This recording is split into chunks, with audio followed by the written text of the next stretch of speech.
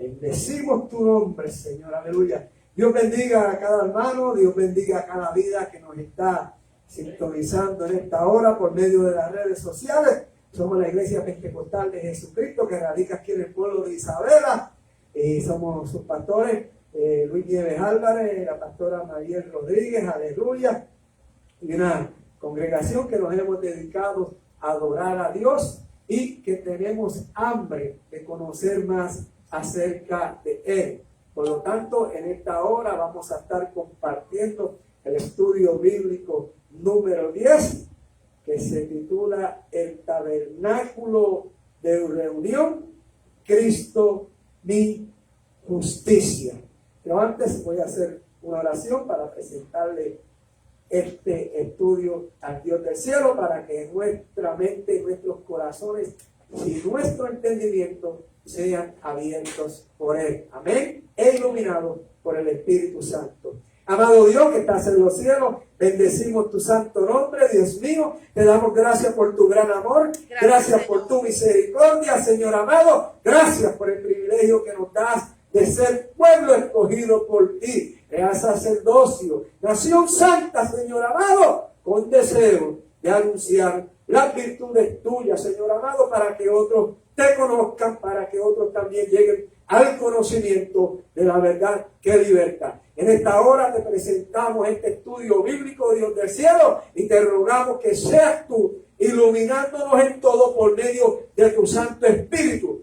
Abre, Dios mío, nuestro entendimiento, Dios. Oh Padre Celestial, ¿quién mejor que tu Espíritu Santo para manejar la espada del Espíritu, que es la palabra de Dios? Glorifícate, Dios mío, en todo lo que aquí se enseñe, y que todo sea conforme a tu divina voluntad. En el nombre poderoso de Jesús, gracias, Señor. Amén. Amén y amén. La porción bíblica que estaremos considerando para el día de hoy se encuentra en la carta a los Hebreos. Vamos a estar considerando el capítulo 9, versículos 1 al 12, que reza de la siguiente manera: a la gloria del Padre, del Hijo y del Espíritu Santo. Amén. Ahora bien, aún el primer pacto tenía ordenanzas de culto y un santuario terrenal, porque el tabernáculo estaba dispuesto así. En la primera parte, llamada el lugar santo, estaban el candelabro, la mesa y los panes de la proposición.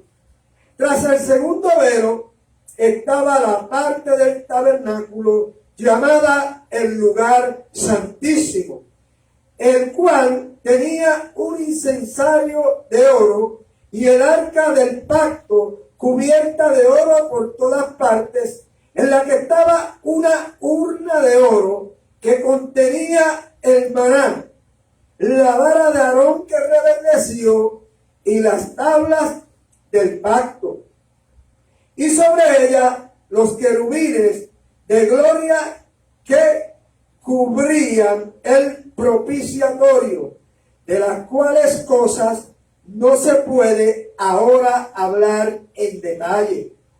Y así dispuestas estas cosas, en la primera parte del tabernáculo entran los sacerdotes continuamente para cumplir los oficios del culto. Pero en la segunda parte, solo el sumo sacerdote una vez al año, no sin sangre, la cual ofrece por sí mismo y por los pecados de ignorancia del pueblo, dando el Espíritu Santo a entender con esto que aún no se había manifestado el camino al lugar santísimo, entre tanto que la primera parte del tabernáculo estuviese en pie, lo cual es símbolo para el tiempo presente, según el cual se presentan ofrendas y sacrificios que no pueden hacer perfecto en cuanto a la conciencia al que practica ese culto. ya que consiste solo de comidas y bebidas, de diversas abluciones y ordenanzas acerca de la carne, impuestas hasta el tiempo de reformar las cosas. Pero estando ya presente Cristo, sumo sacerdote de los bienes venideros, por el más amplio y perfecto tabernáculo, no hecho de manos, es decir, no de esta creación, y no por sangre de machos cabríos ni de becerros, sino por su propia sangre, entró una vez para siempre en el lugar santísimo, habiendo obtenido eterna redención. Palabra de Dios, nuestra pastora María Rodríguez con nosotros. Gloria a Jesús. Amén. Así Gloria que al Señor. estamos preparados. ¿Pueden sentarse? Gloria a Dios. Estamos preparados en esta noche, así que te presto para contestar preguntas. ¿Verdad, José? Aleluya. Estamos listos. Y vamos a hablar en esta noche el tabernáculo de reunión, Cristo, mi justicia. Y la enseñanza de esta noche es: Cristo vino a sustituir todos los ritos de la ley y el culto ceremonial ofrecido en el tabernáculo para darnos por gracia una eterna salvación. O sea, el domingo, creo que fue el domingo que hablábamos ya de la última palabra, no, el viernes, y decíamos que el mismo Señor vino a abolir la ley, o sea, vino a cumplir la ley, y por eso ya hoy no tenemos que llevar un animal a sacrificarlo, porque Él se ofreció en sacrificio vivo, y no hay que derramar sangre como se hacía en el Antiguo Testamento. Cristo es nuestro sustituto. Lo que nos tocaba a nosotros hacer, Él lo hizo por nosotros, para que nos acerquemos quieta y reposadamente al trono de la gracia, sin ninguna restricción como había antes. Así que vamos a hablar. Todos nosotros sabemos el tabernáculo que se había hecho en el tiempo de Moisés, en el Antiguo Testamento. Vamos a estar definiendo más o menos lo que es un tabernáculo con la ayuda de los maestros que tengo aquí. Hoy estoy rodeada de maestros, así que qué bueno. Amén. Así que la Biblia dice que justos y verdaderos son sus caminos y que Él es Rey de los santos, según lo que dice Apocalipsis 15:3. Sin embargo, la criatura más importante de la creación divina, el hombre, erró al blanco respecto a dicha justicia e hizo transgresión. La persona más importante, lo que más importante que Dios creó fue al hombre. ¿Y qué pasó con el hombre? Se desvió, erró, se salió del camino de la justicia de Dios, porque Él es santo y, no siguió las ordenanzas. Así que tenemos el tabernáculo como edificio, estaba erigido con toda indumentaria necesaria para el oficio sacerdotal, de modo que se pudiera ofrecer ofrendas y sacrificios por los pecados. Si hablamos de un tabernáculo, ¿verdad? Decimos que lo que es un tabernáculo, ¿qué es un tabernáculo? Pastor, si me ayuda ahí. Aleluya. Era una tienda, un tipo de carta que el Señor dio ordenanza a Moisés levantar. Pero es interesante, como ya sabemos, como dice la Biblia, que Dios no habita el templo hecho por manos de hombres. Leía hace poco que cuando Jesús entró al templo con sus discípulos y ellos se maravillaron acerca de aquella tremenda estructura, Jesús habló de que no quedaría piedra sobre piedra de aquel lugar. Y se dice también que Jesús jamás volvió a entrar a el templo. Amén. Así que vamos a entrar porque es un poquito largo. Quisiéramos dar, entrar directamente en el tema para darle un poquito más de tiempo y así que ustedes puedan opinar. Y el primer versículo el pastor lo leyó y dice: ahora bien, aunque el primer pacto tenía ordenanzas de un culto y un santuario terrenal. Así que vamos a ir siguiendo. Si los que me están siguiendo, estamos en Hebreos capítulo 9, versículo 1 hasta el 12. Así que el versículo 1 revela el orden establecido en el servicio ministerial. El primer pacto tenía ordenanza de culto para la expiación del pecado. Y la palabra culto se traduce del sustantivo griego lapía, que significa administración de Dios, adoración, servicio. O sea, cuando decimos vamos para el culto, venimos ¿a qué? A rendirle adoración ¿a quién? Al Dios verdadero. Por eso es una adoración, es un momento de intimidad donde uno va a dejar todo afuera porque uno viene a hablar con Dios. O sea que en el sistema religioso había un santuario. La palabra santuario revela el aspecto santo del edificio. Algo que se seleccionó directamente, se le llamaba santuario a lo que tenía que ver con todo el edificio que se consagraba para Dios. Todo aquel lugar que se escogía para la adoración al Señor se le llamaba santuario. Aunque había un lugar santo, todo el tabernáculo recibe el nombre de santuario, pero el tabernáculo estaba dividida en tres partes. ¿Cuáles eran esas tres partes? Estaban los atrios, estaba el lugar santo y el lugar santísimo. Así que más adelante vamos a definir cada una, cuál era la posición que ocupaba cada uno de ellos. Allí era revelado el carácter santo de Dios. Por tanto, cuando el pecador se acercaba, debía ofrecer una víctima por su pecado a fin de ser reconciliado con Dios. Dijimos, por eso cuando hablamos en la introducción, que la víctima o el pecador debía de acercarse con algo a la presencia de Dios. ¿Cómo debía ser ese animal que esa persona, que el pecador debía de ofrecer, o que yo como pecadora en ese momento debía de ofrecer?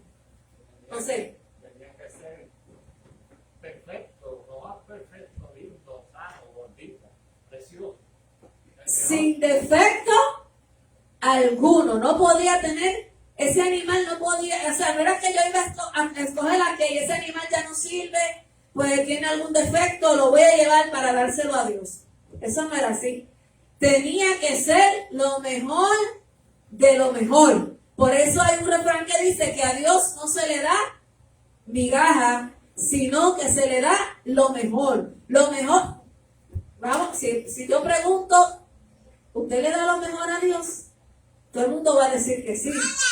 Pero si definimos qué darle lo mejor a Dios, porque muchas personas muchas veces piensan que darle lo mejor a Dios simplemente se refiere a lo monetario.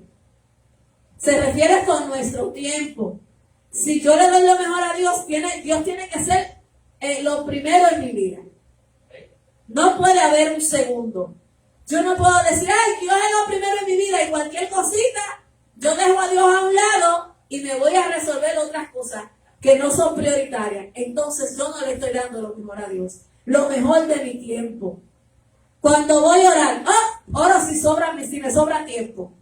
Pues así como se ofreció un animal sin defecto, que fuera el mejor, Dios merece que nosotros también le demos lo mejor. Si le voy a dar la oración, no se la voy a dar como porque alguien me esté diciendo ahora, porque no se le estoy dando de verdad. Se le estoy dando, ¿verdad? ¿Cómo dice por ahí? Porque me están obligando. Eso es cuando usted obliga a un niño a hacer algo. ¿Te iba a decir algo más?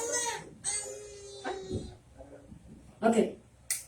Debemos agradecer a Dios por hacernos partícipe en Cristo de cosas mejores y que pertenecen a la salvación. Antes no teníamos la oportunidad. ¿Cuánto agradecen a Dios por esa oportunidad que nos dio de que hoy podemos estar aquí? Todo le damos, yo le doy gracias a Dios, porque yo no merecía estar aquí y a Él le plació que yo estuviera en su presencia. En Hebreos 7 veces se usa el término mejor para referirse a la superioridad del nuevo pacto. Y dice mejor esperanza, según Hebreos 7:19, mejor pacto, 7:22, mejor ministerio, 8:6, y mejores promesas. O sea que en Dios está todo lo mejor, para así poder resumir. El versículo 2 nos lleva dentro del lugar santo y nos muestra el candelabro. ¿Y qué era el candelabro, pastor? Gloria a Jesús. Aleluya. El candelabro de oro era tipo de Cristo, la luz verdadera que alumbra a todo hombre. Debemos ser agradecidos con Dios, pues Él resplandeció en nuestros corazones para iluminación del conocimiento de su gloria en la faz de Jesucristo. Discúlpame. La manera de conducirnos debe estar de acuerdo con nuestra identidad. En Cristo somos la luz del mundo. Amén. O sea, que si nosotros decimos que somos hijos de Cristo, que somos hijos de Dios, tenemos que andar en luz como Cristo es la luz. O sea, si yo quiero honrar a mi Padre y mi Padre es Dios, ¿cómo yo debo de andar? Hermano Alago, ¿sí me escucha? Si yo estoy representando a alguien y me honro cuando yo hablo de esa persona, ¿cómo yo debo conducirme? Para que esa persona se sienta bien conmigo. Debo de conducirme bien. Entonces, si yo digo que soy hijo de Dios y que ando en luz, ¿qué debo de hacer? Andar también como Él anduvo. Así que hay un versículo bíblico, ¿cómo te dice, pastor? Que dice que andemos en luz. Ajá. Entonces dice también que uno no coge una luz y la pone debajo de un almud. No la pone debajo de la mesa, sino que la pone encima de la mesa para que su luz alumbre a todo lo que está a su alrededor. O sea que nosotros como cristianos también debemos de brillar. Ok, en la parte norte del tabernáculo, frente al candelero, todo esto estaba en el lugar santo. En el lugar santo estaban los sacerdotes. Esta gente iba todos los días. Estaban en el lugar santo, iban a arreglarlo, iban a cambiar los panes de la propiciación, ¿verdad? Propiciación, perdón. En la parte norte del tabernáculo, frente al candelero, estaba la mesa con sus 12 panes de la proposición. Esta mesa representaba la comunión de Dios con su pueblo. O sea, esta mesa de 12 panes representaba las 12 tribus de Israel y la comunión que ellos tenían con él. ¿Te iba a añadir algo, pastor? ¿Te lo voy a buscar? No, está bien. Ok. ¿Quiénes podían comer de esos panes? Ok, solamente los sacerdotes podían comer de estos panes. ¿Y qué sucedía, pastor? Si alguien o cualquiera de los hermanos, si alguien que no estaba autorizado o alguien del pueblo comía estos panes? Era fino de juicio. Dios tenía un orden, siempre, a veces, yo soy pentecostal, como dice Lago, de la cabeza a los pies. Y quiero seguir siendo pentecostal hasta que me muera. Pero hay veces que tenemos que reconocer que somos un poquito como desordenados.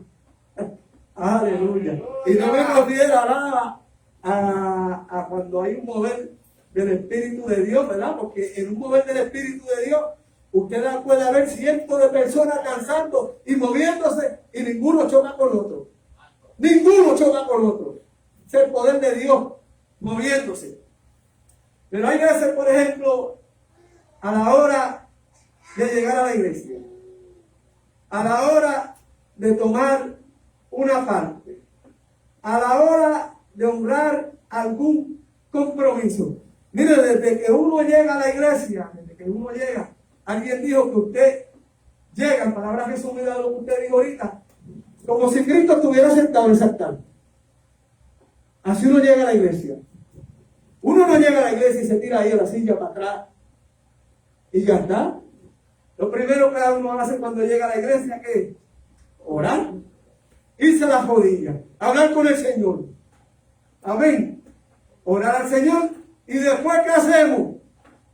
Prestar oído a lo que Dios tiene que decirnos.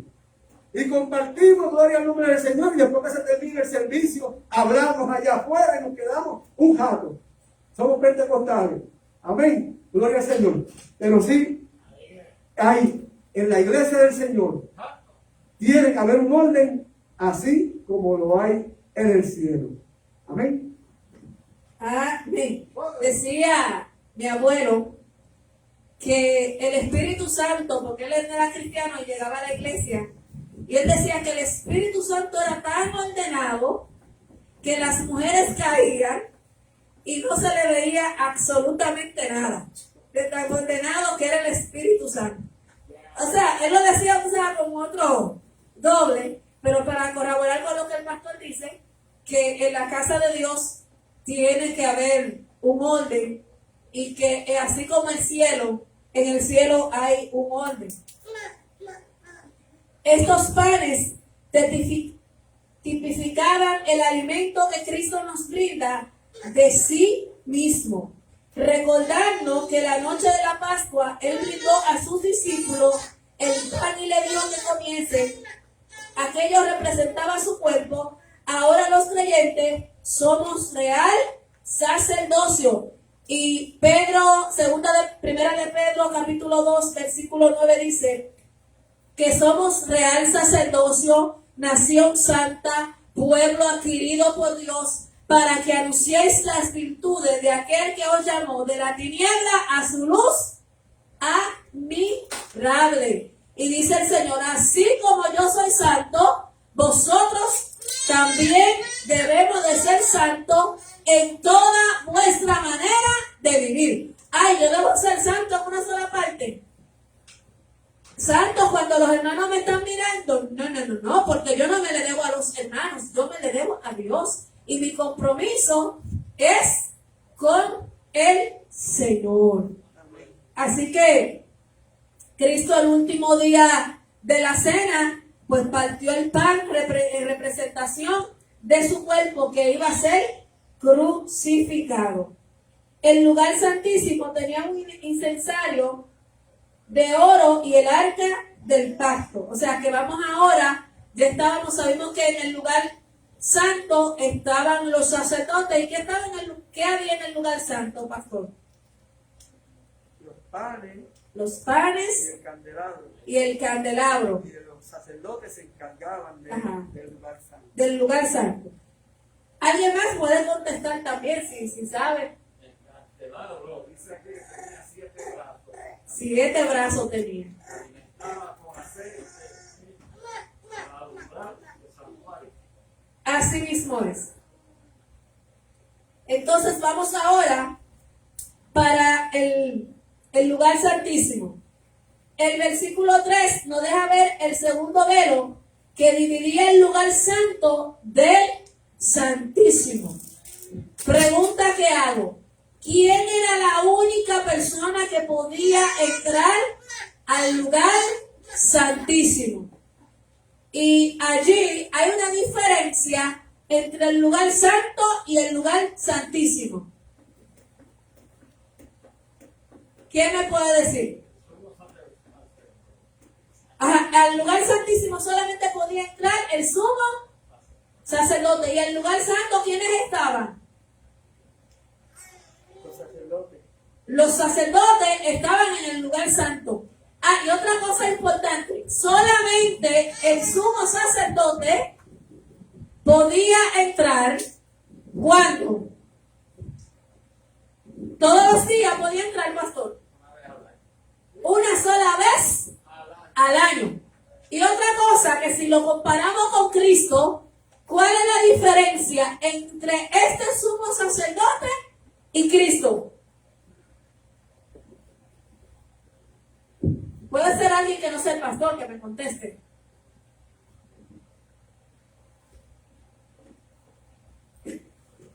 Ok, pastor. A Cristo no podemos acercar solamente una vez al año. No, ¿por qué? No. Todas las veces que queramos, el trono de la gracia está abierto. Amén. Para alcanzar misericordia y hallar gracia para lo oportuno socorro. Por lo tanto, como hemos dicho otras veces, era obsoleto el asunto de ir a presentar los pecados a un sacerdote. El libro de los Hebreos habla acerca de sumo sacerdote, ¿verdad? Según el orden de Melquisedec. Y hay un sacerdote católico que es loco debatiendo con los evangélicos y muchos pastores debaten con él. Ahora él los invita al terreno de él. ¿Entiendes? Él te debate en una iglesia católica, no te debate en una iglesia evangélica. Tiene a todo el mundo a favor de él. Entonces, tiene un conocimiento de la Biblia terrible, te sabe la Biblia de memoria completita. Entonces, yo le escucho, me gusta aprender. Yo soy, siempre he dicho, un ignorante deseoso de conocer verdades. Entonces, él tiene un debate evangélico y le pregunta con un evangélico y el evangélico le dice: ¿usted es sacerdote? Sí. ¿Usted es levita? No, yo no soy levita. ¿Usted es descendiente de Aarón? No, yo no soy descendiente de Aarón. Entonces, él dice: ¿cómo es que usted se llama sacerdote? ¿Cómo es que usted se hace llamar así mismo sacerdote? Porque para ser un sacerdote tiene que ser de la descendencia de Aarón. Y él lleva al evangelista al libro de los Hebreos, donde habla, nuevamente decimos, creo que en Hebreos 7, la comparación de Melquisedec con Cristo. Y él dice que ese término que se utiliza en el libro de los Hebreos de sumo sacerdote, que ese es el ministerio que él ejerce. Ese es el permiso bíblico que él tiene para seguir practicando el sacerdocio. Y eso es una blasfemia. Porque ahí lo que se refiere es a Cristo. El sacerdocio de Cristo no es sacerdocio de hombre alguno. ¿Entiendes? Entonces, verdaderamente, que tenemos un reto, los evangélicos, de leer la Biblia, de escudriñar las Escrituras. Y más aún, siempre he recomendado y siempre he dicho que hay algo que no hay diablo que te lo pueda refutar, y es tu experiencia personal con Cristo. Ahí no hay teología, ahí no hay doctrina, ahí no hay denominación que te pueda hacer dudar de esa experiencia, porque fue tuya con Cristo, fue un tú a tú. Ok, ¿y qué evidencia tú tienes de verdad de que tú conociste a Cristo? Tengo una nube de testigos. Yo conocí a Cristo. Vayan y pregunten a mi familia si yo conocí a Cristo o no. Vayan y pregunten en el lugar donde yo vivo, a mis vecinos. ¿Entiendes? Entonces, no solamente somos cristianos porque lo profesamos, sino que somos cristianos porque andamos como dice la palabra del Señor, o por lo menos procuramos con toda diligencia andar como está escrito en la palabra del Señor. Amén. Y otra cosa que tenía el sacerdote era que era un hombre pecador, y antes de presentar los pecados del pueblo tenía que presentarse a sí mismo también. Pecado del primero. El pecado del primero. Y era tanto así, hoy no sucede eso, que el sacerdote, el sumo sacerdote, no tenía mucho tiempo. ¿Por qué? Porque si los que estaban afuera veían que la campanita dejaba de sonar o pasaba mucho rato, tenían que jalarle, le ponían una soga. ¿Usted sabe por qué se le ponían campanita en la túnica que usaban los sumos sacerdotes? Era por eso. Porque si el sumo sacerdote llegaba a estar en pecado, cuando entraba ahí mismo se quedaba. No había tregua. Dios mío, ¿cuántas personas muertas habría en este tiempo? Si eso sucediera así, ¿verdad?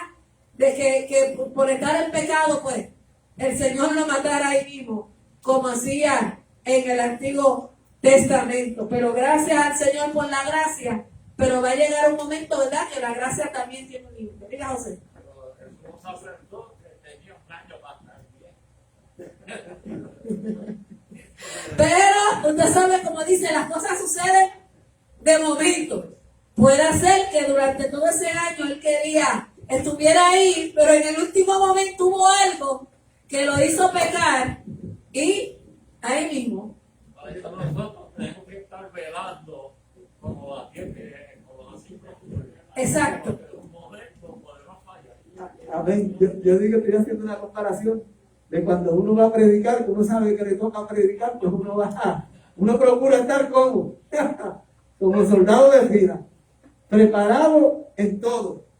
Y yo estaba leyendo el libro de historias de los judíos, de que cuando el sumo sacerdote iba ahí, procuraba hacer lo más breve posible. Y luego que salía, ¿sabe qué? Llamaba a los amigos y a los cercanos y hacía una fiesta para celebrar que había sobrevivido a la presencia de Dios, a estar en aquel lugar. Si nosotros tomáramos así de serio los asuntos del Señor, pero verdaderamente que hemos abusado de la gracia como nos ha dado gusto y gana. Ya a veces se hace difícil distinguir un cristiano de un mundano. Qué cosa lamentable. Mira, hermano, cuando a mí me preguntan que si todavía estoy perseverando, yo me miro de así de abajo, dime, ¿qué fue lo que viste? ¿Qué pasó? ¿Qué tengo que arreglar? Dime por si acaso.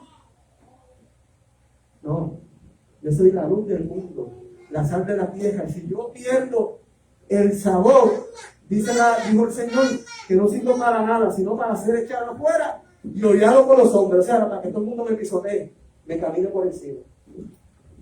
Amén. Si alguien tiene que opinar más, pueden opinar, no me dejen sola. El mundo tiene la vista sobre los cristianos que están pendientes. Ajá. Y pueden probar a uno, bébete un traguito, que eso es nada. Y cuando usted se bebió el traguito, Todo el mundo le cayó arriba. Y tú no eres cristiano. Yo era probándote. Y en tu iglesia te permiten que tú bebas. Por eso no debe ser así. O tú dijiste eso y tú puedes decir esa palabra.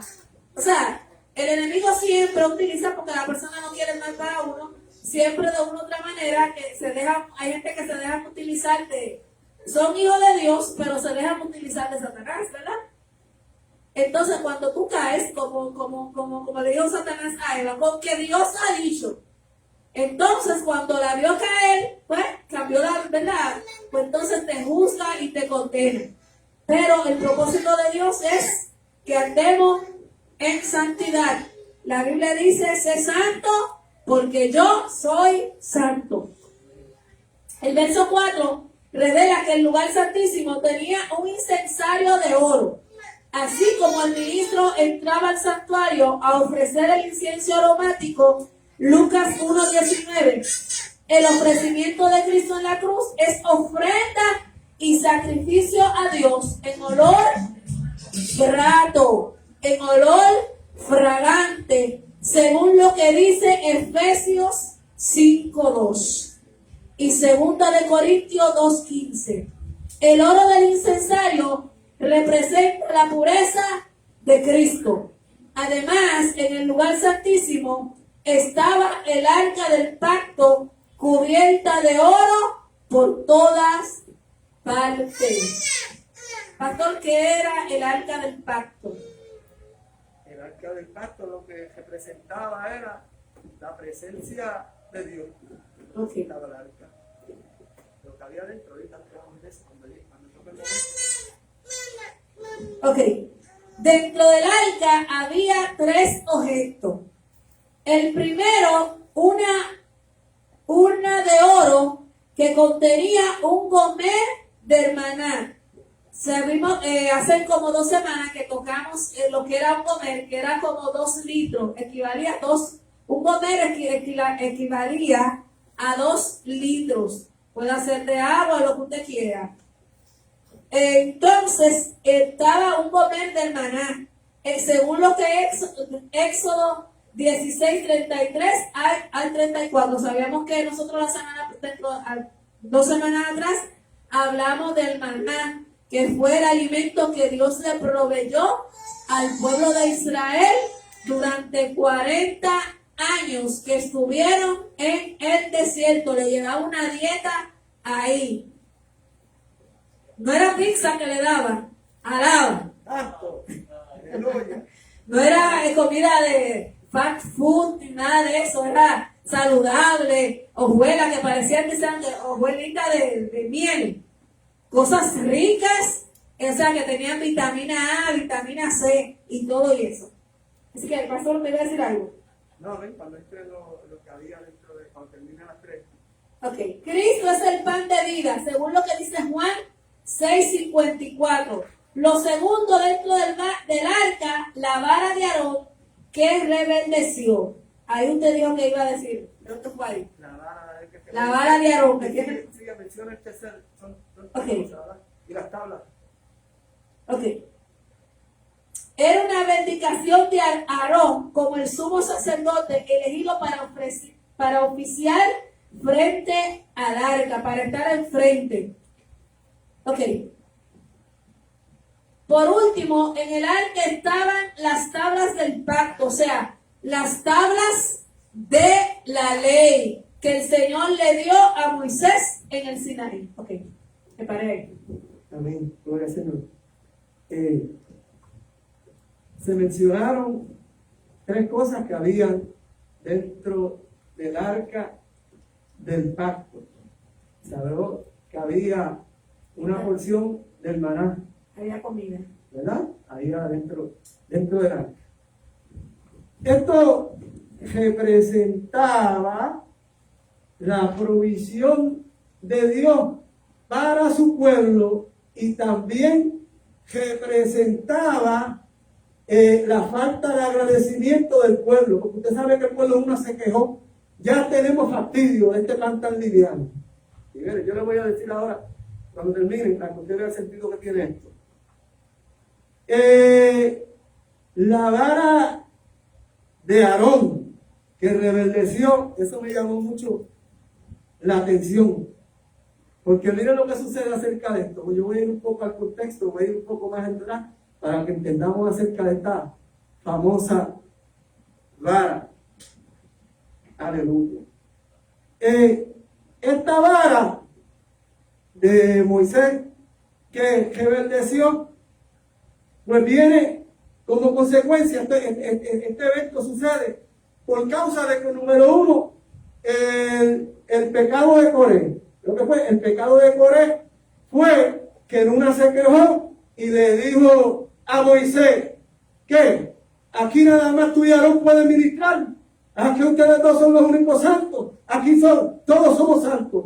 Y nosotros podemos ministrar. ¿Qué le costó eso a Coré? Que la tierra, dice la Biblia, se lo tragó. Moisés le dijo, vamos a ver con quién es que Dios está.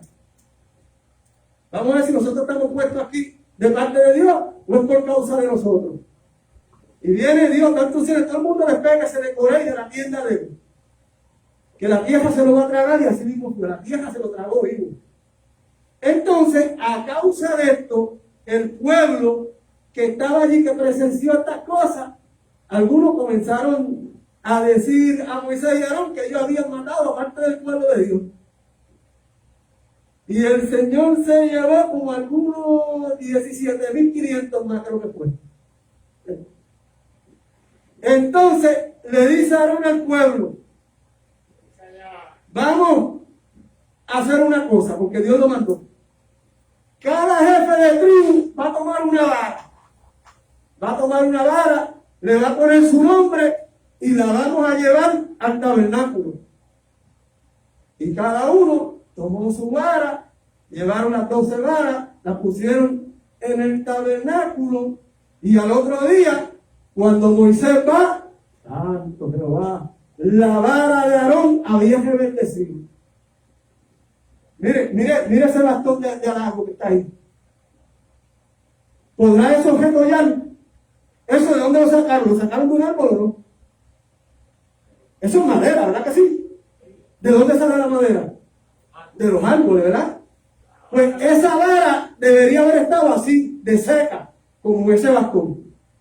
Y verla al otro día, que es rebaldeció, y dice la Biblia que no solo rebaldeció, sino que tenía flores y dio almendras también.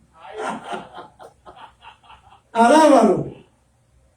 Solamente la vara de Aarón. Entonces, Dios da una orden acerca de esta vara y dice, vuelve la vara de Aarón delante del testimonio, o sea, del arca, para que se guarde por señal a los hijos rebeldes y hará cesar su queja delante de mí para que no mueran. E hizo Moisés como le mandó Jehová, así lo hizo. La vara entonces representaba que Dios había puesto a Aarón como líder, como sumo sacerdote, y representaba también la rebelión del pueblo y la misericordia de Dios. Entonces estaban también las tablas de los 10 mandamientos. Esas tablas representan el fracaso del hombre al tratar de agradar a Dios siguiendo, ¿verdad?, lo que era la ley. ¿Me siguen? Entonces, ¿qué pasa? Todo esto está dentro del arca. ¿Y qué pasa? Que el sumo sacerdote venía, cuando le tocaba entrar y presentar los pecados del pueblo. Los pecados hablan de pecados como desconocidos. Los otros, ellos, cuando sabían que habían pecado y habían hecho algo, presentaban un par de tórtolas y algunos otros animalitos. Pero entonces, cuando se presentaba todo el pecado del pueblo así, entiende, general, por todo, para que se cubrieran todos los pecados, se hacía el sacrificio del cordero. Pues entonces, sobre el arca, dentro de la cual estaban estas cosas que mencionamos, estaba ¿cómo que se llamaba? Propiciatorio. El propiciatorio que se llamaba. El propiciatorio no era otra cosa que la tapa del arca.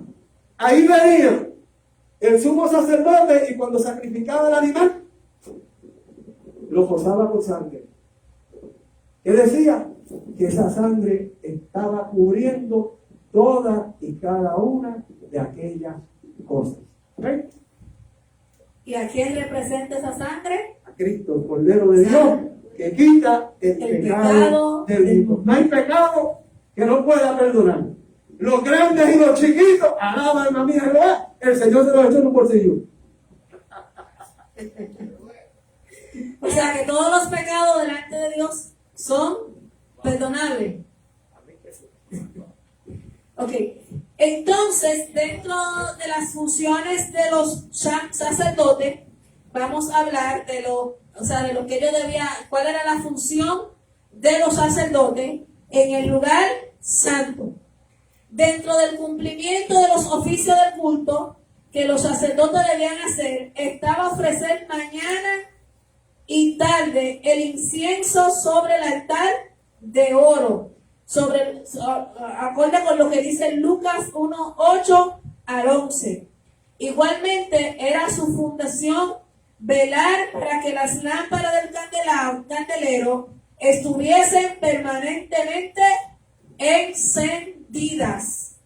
Así también debían cambiar semanalmente los panes de la proposición que estaban en la mesa. Los creyentes, como sacerdocio santo, debemos ser diligentes en cumplir el ministerio que a cada uno nos ha dado el Señor. Así como estos sacerdotes tenían que estar velando para que todo estuviera intacto y ofrecer incienso, ofrecer sacrificio allí en el lugar santo, ¿verdad? Así nosotros debemos de velar por la responsabilidad, lo que Dios ha puesto en nuestras manos. Yo no sé lo que el Señor ha puesto en sus manos, pero debemos de velar por eso. ¿Alguna pregunta o algún comentario? ¿Hay alguna pregunta? No. Ok, el verso 7 habla de la segunda parte del tabernáculo, el lugar santísimo. Allí solo podían entrar el sumo sacerdote, según lo que dice Éxodo 30:10. Establece que Aarón haría expiación una vez al año. O sea, ya hablamos de eso, que solamente Aarón, que era el sumo sacerdote, era que podía entrar al lugar santísimo. Al leer el versículo 8, sabemos cómo el Espíritu Santo quería dar a entender que mientras el lugar santo existiera, no se había manifestado el camino al lugar santísimo. Que solo un hombre pudiese entrar allí una vez al año muestra que los sacrificios ofrecidos en el tabernáculo no lograban limpiar al pecador, que no era suficiente, que se necesitaba algo más. Los que hemos aceptado a Cristo estamos en el camino, según lo que dice Juan 14:6, que dice Jesús: yo soy el camino, la verdad y la vida, y nadie viene al Padre si no es por mí. Así que el verdad de la muerte, Hebreos 11:19, el culto levítico era una figura para enseñarnos una verdad respecto a esta era de gracia. ¿Alguien iba a comentar, hacer un comentario? ¿Ah? ¿Cómo? Ok. El versículo 10 nos muestra que las ofrendas y sacrificios presentados bajo la ley consisten en comidas y bebidas de diversas abluciones y ordenanzas acerca de la carne. Sabemos que en el Antiguo Testamento los sacrificios eran a base ¿de qué? De comida, de llevar alimento o presentar un animal. Eran normas que afectaban a los eternos y materiales.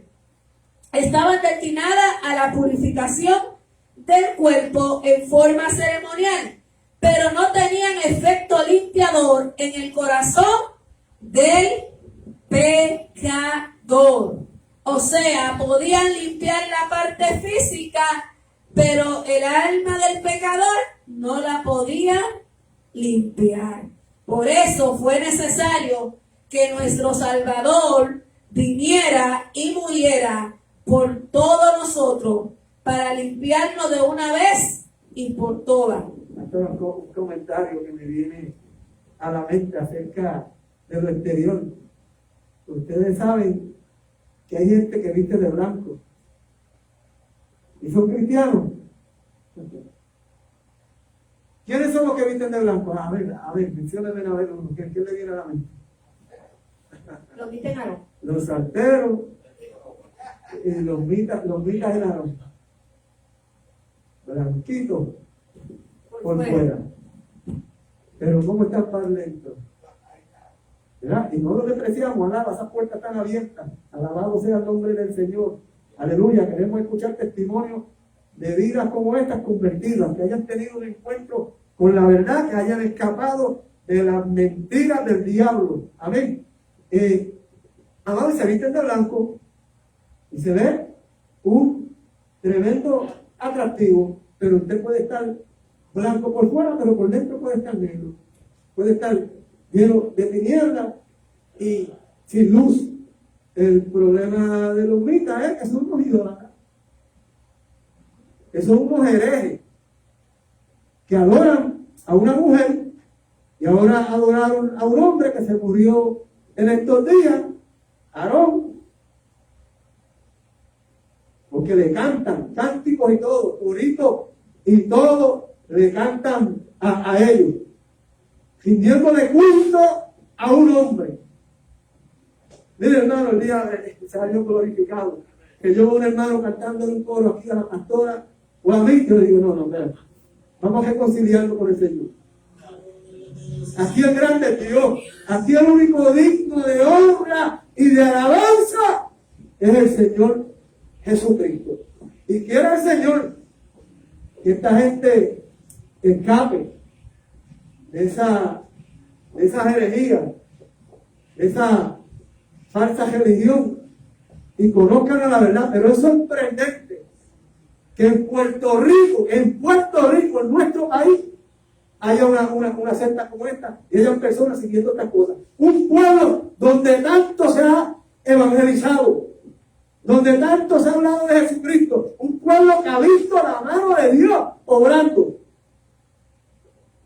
que no terminaríamos de dar testimonio de las vidas que Dios ha cambiado, como hablábamos yo y hablábamos mientras venía de camino, en campañas evangelísticas.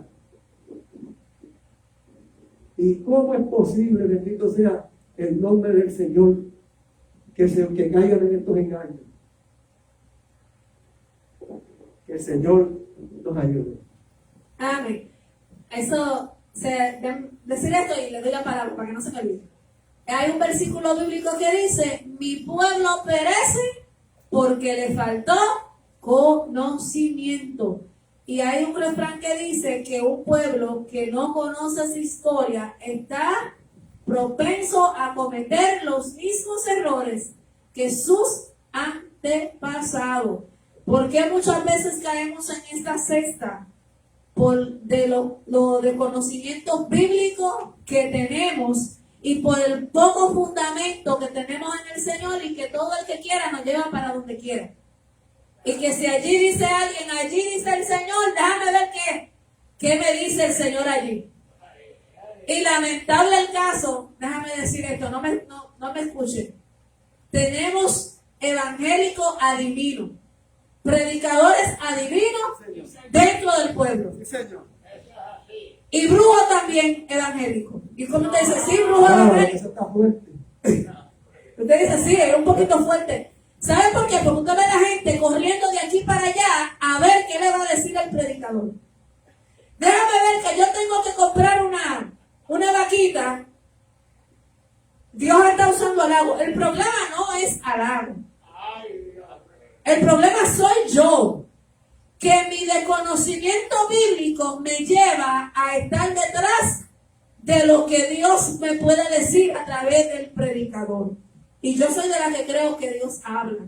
Pero para mí, la profecía más certera y más confiable es la Biblia. Y le estoy hablando con fundamento. ¿Por qué? Porque yo tengo como 25 años en el Evangelio. Y yo sí he visto cosas en este camino. Pero si nos fundamentamos en la palabra, puede venir por ahí cualquiera y no nos va a mover. Usted sabe que las iglesias, y está comprobado, y perdón, pastor, los estudios bíblicos la gente no va. No. Pero cuando viene la situación, no tienen de dónde echar mano, porque no tienen fundamento y no tienen raíz. Cualquiera se lo lleva. Usted sabe que ha venido mucha gente y dice, ay, es que hay tanta gente descarriada en esta pandemia. ¿Sabe por qué están descarriadas? Porque no tenían fundamento de la palabra y no tenían una relación con Dios. Todo dependía de otra persona para que fuera que lo encaminara, pero no desarrollaron esa intimidad que se requiere tener con Dios. Lo que teníamos un poquito de fundamento, un poquito porque nos falta. Estamos aquí. Estamos aquí. En la palabra de Dios, cuando José estaba primero, pastor. amén, disculpa. Pero un comentario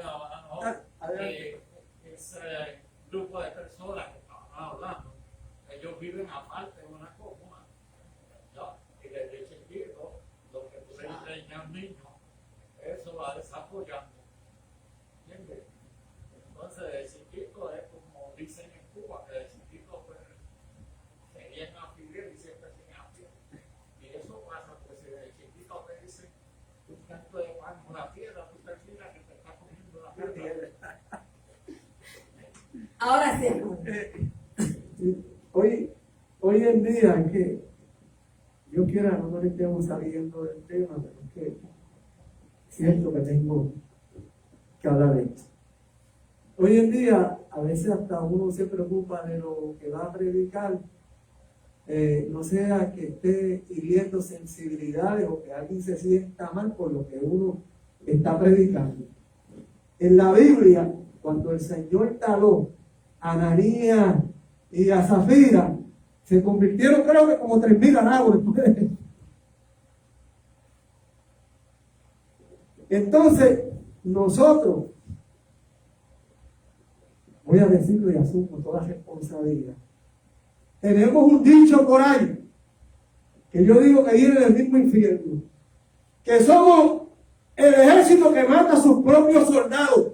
Bíblicamente eso es una mentira tremenda. Eso muchas veces lo utilizamos porque no queremos que se nos corrija, porque no aceptamos la corrección y porque estamos locos a veces por irnos de la iglesia y estamos buscando el menor pretexto. En la Biblia nunca dice tal cosa. Ustedes saben a quién mataba el pueblo de Dios. El Señor Jesucristo lo dijo. Jerusalén, Jerusalén, que matas a tus profetas y apedreas a los que son enviados a ti. Yo le digo a cualquiera, los retos de esta hora, que me busquen la Biblia, ¿dónde se dice eso? Que somos el ejército que mata a sus propios soldados. A los que sí mataron, siempre el pueblo de Dios, fue a los profetas que Dios levantaba para que les dijera, agérrense que están mal. A esos son los que el pueblo de Dios odia. Lamentablemente, esto es una realidad. Como modo a lo que dijo el salmista, que el justo me castigue, será un favor, y que me reprenda, será un excelente bálsamo que no me herirá en la cabeza. Si es por el bien mío, amén. Usted tiene razón. Ore por mí. y dejemos la ñoñería esa espiritual que tenemos. Amén. Gloria al Señor. Ok, volvemos al tema, cerramos el paréntesis, ¿verdad? Y volvemos al tema de nuevo. El verso 11 presenta uno de los contrastes más elocuentes, entre la ley y la gracia, entre los ritos y el verdadero culto a Dios. Si yo le digo en esta hora, y ya estamos terminando, hágame una comparación entre la ley y la gracia. ¿Qué cosas podíamos hacer qué cosas no podíamos hacer en la ley y qué cosas podemos hacer en la gracia? Alguien que no sea el pastor, por favor, ayúdenme. Como dice mi hermano, ayúdenme a predicar, por favor. Hermano Lucas. O sea, ¿qué era lo que pasaba con la ley y qué era lo que pasaba con la gracia? Si hacemos una comparación, ¿en qué nos beneficiaba la ley y en qué nos beneficia la gracia? Si fuera por la ley hubiese muerto desde hace rato. ¿Quieren la ley o quieren la gracia? ¿Quién quiere la ley? Déjame explicarle un poquito. En la ley era ojo por ojo y diente por diente. Si tú matabas, te mataban a ti. Y no solamente te mataban a ti. Toda la familia tuya se iba completita. Por eso hay un versículo que dice que los padres comieron la uva. ¿Y qué pasaba? Los hijos tienen la dentera. O sea, que no solamente una persona pagaba por sus pecados, sino que arrastraba toda la familia. Como el que mencionamos ahorita de Coré, el pecado de Coré. Ajá, de Coré. La vieja Se lo tragó con toda la familia. con toda la familia. Eso era, y casi nadie alcanzaba para ser salvo. Usted adulteraba, prepárese, usted iba a ser muerto. Eso no era que di, que había oportunidades, no. Apedrenlo, mátenlo. Entonces, ¿todavía quieren la ley? Eso como cuando usted le pregunta a una persona que es de un país libre, que muchos dicen que quieren ser comunistas, pero no saben lo que conlleva el comunismo, y por fuera se ve maravillosamente bien, lindísimo. ¡Wow! ¡Qué bueno! Todo el mundo tiene las mismas oportunidades. Allí no hay... Oh. Y entonces los países que están así como nosotros, pues yo quiero ir para allá, porque si los ricos van a tener las mismas oportunidades, si los pobres van a tener las mismas oportunidades que los ricos, yo quiero. Muy lindo se ve. Pero en la gracia, en la ley, solamente el sumo sacerdote podía entrar al lugar santísimo. Y los sacerdotes al lugar santo. El pueblo en general no podía entrar. Usted tenía que, por eso ya ese método no está. Muchas iglesias quieren usar ese método, pero ya eso no es necesario. Era que yo le podía decir al pastor, no sabía cómo decirle al sacerdote, lo que yo había hecho, y el sacerdote iba ante Dios. Cuando se rasgó el velo en dos, ¿qué pasó? Como hablábamos cuando decíamos que consumado es, ¿qué pasó ahí? Se rompió la ley. Y Cristo cargó con todo lo que nosotros teníamos que cargar. Y por eso hoy todos tenemos libre acceso. ¿A dónde? Al lugar santísimo. Podemos entrar a la presencia de Dios sin ningún impedimento. Ya no está el velo. Ya no tenemos que esperar un año. Podemos ir todos los días. Hay gente que quiere seguir yendo una vez al año. Pero nosotros queremos ir todos los días a la presencia de Dios. Hoy el hombre tiene la oportunidad de elegir lo que quiere ser. ¿Usted quiere seguir en su delito sin pecado? Usted tiene el libre albedrío de seguir en su delito sin pecado. ¿Usted quiere servir al Señor? Tiene toda la libertad de servirle al Señor. ¿Te iba a decir algo más? ¿Ah? Ninguno. Es que era fácil, es que era difícil. Aún los 10 mandamientos, el pastor y yo hablábamos, que se le hace difícil a uno cumplir los 10 mandamientos. No lo cumple, no, nadie. Que me diga alguien que lo cumple al pie de la letra. Porque solamente Cristo pudo cumplir con todo este requisito y lo hizo para que nuestro pecado, para que hoy nosotros nos acerquemos a la gracia y le sirvamos a Él. Y, ¿ah? Esa no es una parte, y la gente dice que guarda la ley, pero si estudiamos lo que era la ley, lo que era guardar un día de reposo, eso era algo tremendo.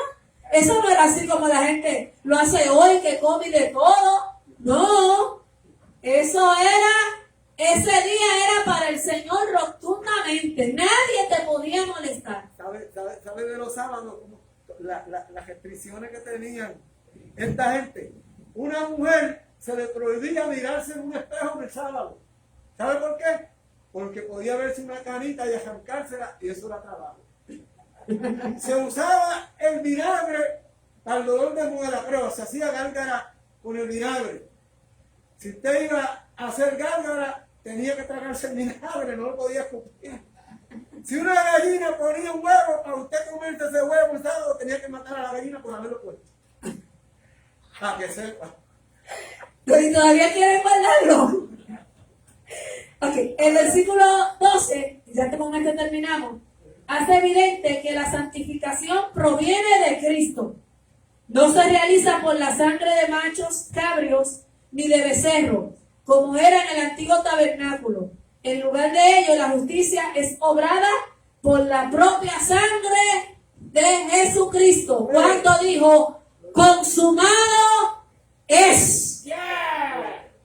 Aleluya. Gracias, Señor, por ese sacrificio. Porque hoy yo puedo estar con un micrófono en la mano, sin ninguna restricción, sin que diga, mira, las mujeres no pueden hablar.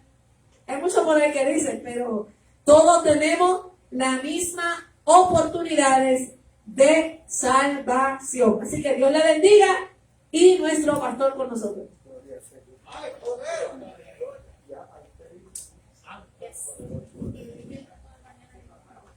Gloria al nombre del Señor. Dios bendiga a la pastora Mariel. Aleluya. Yo hice un comentario ahí. Yo dije, yo espero que no se asusten conmigo. Aleluya. Pero usted sabe lo que pasa, amado, que como dijo el Señor Jesucristo, como dijo el salmista también, el celo de tu casa me consume. Yo amo a Dios, amo la iglesia del Señor y quisiera ser la iglesia que Dios viene a buscar, sin mancha, sin arruga y sin mundanalidad. Amén. Separado para uso sagrado. Para eso hemos sido llamados. Estamos en el mundo, pero no somos del mundo. Amén. Gloria al nombre del Señor. Amado, queremos anunciar antes de hacer la oración de despedida de que el servicio para mañana viernes quedó suspendido por razones ajenas a nuestra voluntad. Amén. Pero siempre vamos a estar pendientes para tratar de cubrir alguna necesidad cuando sea meritorio, porque ya estamos viendo que nuevamente se elevaron los casos. La gente, aleluya, yo estuve aquí, ay santo, el martes santo, el jueves santo, el Domingo Santo, el Viernes Santo también estuvimos aquí. Gracias a Dios, estoy sano y salvo. Mucha gente se fue para la playa a coger COVID para allá. Aleluya. Y aún si lo hubiese cogido la iglesia, gloria al Señor. Estaba en la casa del Señor. Amén. Pero el Señor nos ha venido guardando y Dios quiere también, ¿verdad?, que nosotros seamos responsables. Estaba viendo el video, mire, amado, cómo es esto, aleluya. Denme un chance más por amor a Cristo. Toleradme. ¿Viste? Estaba leyendo acerca de un pastor en estos días que estuvo ayunando una semana y orando una semana porque quería cruzar un río caminando por encima del agua. ¿Qué clase de fe? ¿Y saben qué? Que cuando dio los primeros 3 pasos, se hundió y 3 cocodrilos acabaron con él. Eso usted lo puede buscar, que está en las noticias cristianas.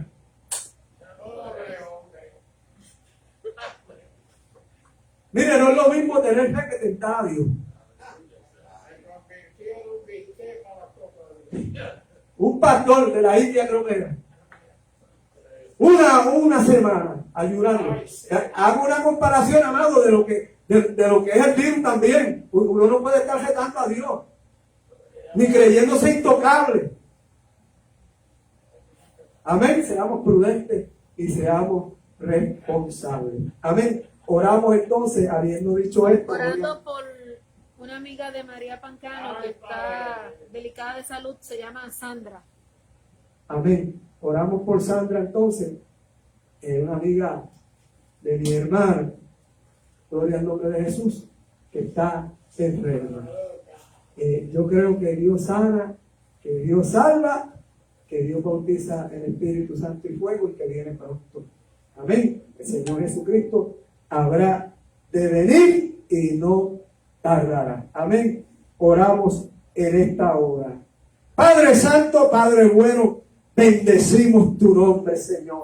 Aleluya. Queremos seguir adorándote, queremos seguir sirviéndote, Padre Celestial, pero no a nuestra manera, Señor, sino a la manera que tú estableciste en el sagrado libro, Padre Celestial. Te damos gracias, Señor, porque ya no estamos bajo la ley. Te damos gracias por la gracia, pero que nunca se nos olvide, Padre Celestial, de aceptar la gracia y también el mandamiento cuando tú dijiste, vete y no peques más. Señor, danos fuerza para resistir la tentación. Padre Celestial, que podamos honrarte en toda nuestra manera de vivir, que no sea blasfemado el buen nombre tuyo por causa de nosotros. Ayúdanos, Señor. Y si cayéramos, Padre Celestial, dentro de tu misericordia, levántanos y restauranos, Señor amado. Padre Celestial, mira esta vida enferma, Señor. Obra, Padre Celestial. Envía, Dios mío, la palabra, Padre Celestial. Una palabra tuya será suficiente, Señor. Porque por tu palabra fueron hechos los cielos, la tierra, los mares y todo cuanto existe en ella, Padre amado. Y tú te has encargado de sostenerlo hasta el día de hoy. Nada es imposible para ti, Señor amado. Que tu gracia, Dios mío, alcance a esta mujer, Dios amado, y que si aún no te conoce, Dios, te conozca y sepa que tú eres Dios verdadero, que tú eres fiel, Señor amado, y que tú salvas, Padre Celestial, y que hay una vida mejor, Señor amado, después de esta vida pasajera. Ahora, Señor, nos proponemos salir a nuestros respectivos hogares. Llévanos en completo bien, en completa seguridad, libre de todo mal y todo peligro. En el nombre poderoso de Jesús, decimos todos, amén. Amén. Dios los bendiga, Dios los guarde. Será hasta el próximo domingo.